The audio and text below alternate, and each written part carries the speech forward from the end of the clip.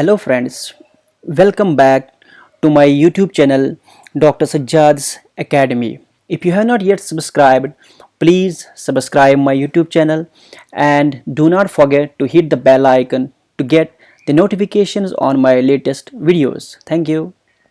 In my previous video, I had started with the hire purchase system concept. In that video, I have very well explained what hire purchase system is, what is the meaning of hire purchase, who is a hire purchaser, who is a hire vendor, different terminologies that we are using in hire purchase system that are very well explained in that videos. Actually, a few videos are there. If you want to understand hire purchase concepts properly, you can refer those videos so that you get the right clarity about hire purchase system.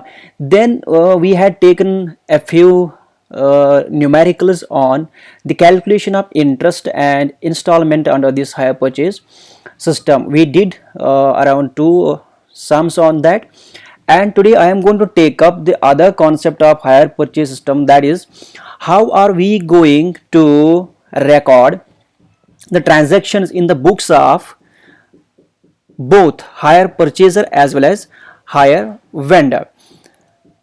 That is what we are going to discuss today. Now, when we talk about the journal entries, we must be very much clear about the types of accounts and how are we going to record different transactions under those different methods of accounts. As we have personal account, we have nominal account, and we have real account, and all these they have their own golden rules.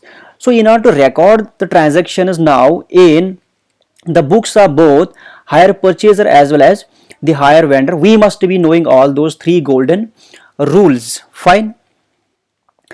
Now today I am going to discuss about those journal entries only, but I am going to take the full cash method, which is one concept in accounting.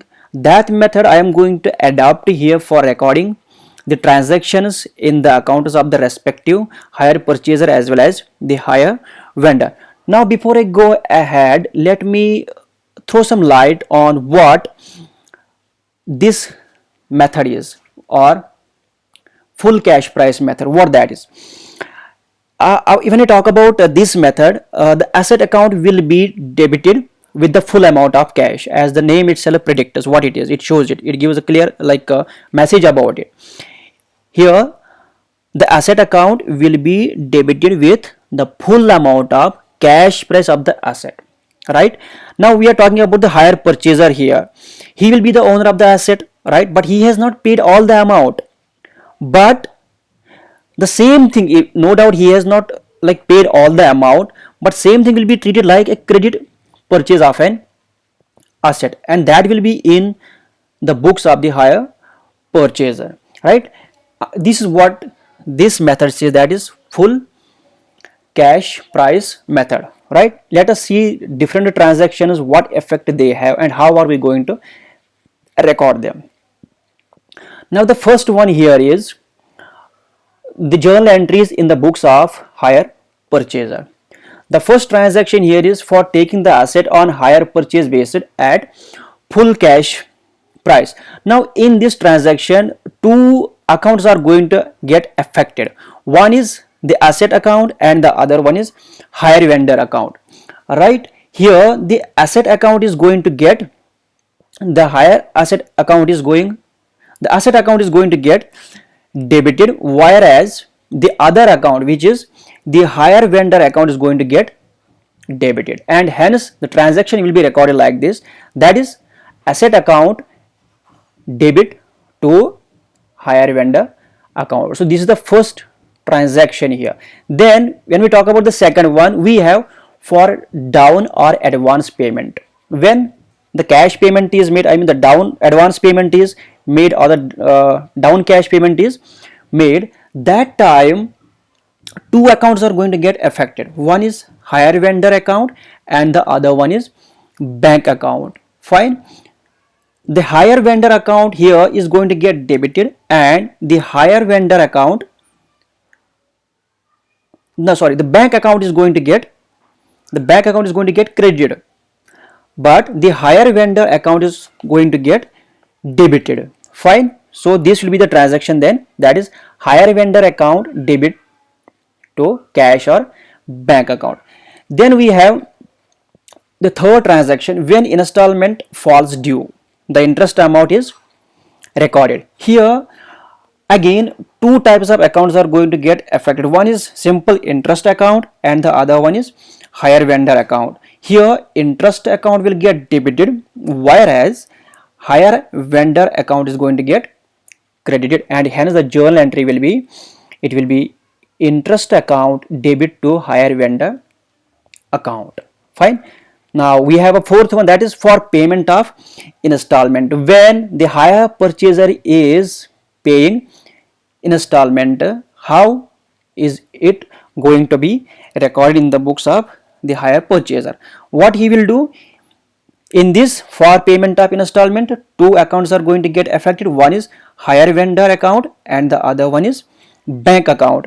Here bank account is going to get credited, whereas hire vendor account is going to get debited, and hence we can say hire vendor account debit to bank account, right? Hire vendor account debit to bank account.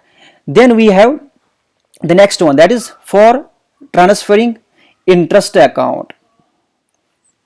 Here we have two conditions. One is when the asset was not put to use, when the asset was not used, this is the first situation. Then the second one is when the asset was used. Now we'll see the first one, that is for the period during which the asset was not put to use. Here in this case two accounts are going to get affected. One is asset account and the other one is interest account. Interest account is going to get credited and the asset account is going to get debited, and hence we are going to write down the journal entry as asset account debit to interest account. Then we have the other one, as I said, when the asset was put to use, that time we have two accounts here which are going to get affected. One is profit and loss account and the other one is interest account. Here profit and loss account is going to get debited, whereas interest account is going to get credited, and hence the journal entry will be profit and loss account debit to interest account. Then we have for providing depreciation on the assets. When we are providing depreciation on the asset, how are we going to record this in the journal books? Here two accounts are going to get affected. One is, as usual, this is depreciation account and the other will be the asset account. Fine. Here the asset account will get credited and the depreciation account will get debited. So we are going to write down depreciation account debit to asset account, right? So this would be the journal entry, that is depreciation account debit to asset account. Then we have seventh one here, if the asset is returned. Now if the hire purchaser is returning the asset to the hire vendor, here two accounts are going to get affected. One is the asset account and the other one will be the vendor account, right? So here vendor account is going to get debited, whereas the asset account is going to get credited. So we are going to write down the journal entry as hire vendor account debit to asset account, right? Then we are going to make the record in the books of hire vendor. The first one here is when the hire purchase agreement is signed. So that time two accounts are going to get affected.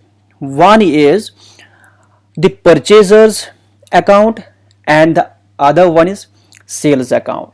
So here the journal entry will be purchaser's account debit to sales account, right? Debit, we have to debit sales, the purchaser's account we have to debit and we have to credit sales account. Fine. So this will be the journal entry, that is purchaser's account debit to sales account. Fine. Then we have next one, that is when the cash down payment is received.